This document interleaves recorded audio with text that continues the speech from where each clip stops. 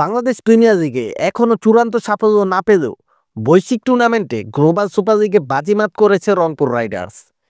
BPL গত মৌসুমে তারা সেমিফাইনাল থেকে ছিটকে যায়।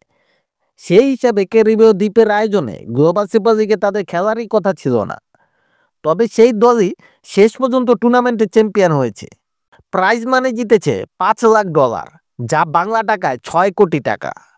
এ তো গেল শিরোপা জয়ের পুরস্কার। এছাড়া টুর্নামেন্টে 2টি ম্যাচ জিতে ফাইনালে উঠেছিল নুরুল হাসান সোহানের নেতৃত্বাধীন রংপুর।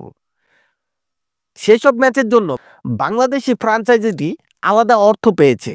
লিগ পর্বে 2টি ম্যাচ জিতে তারা নির্ধারিত $50,000 পায়, বাংলাদেশি মুদ্রায় যা 7 লাখ টাকা।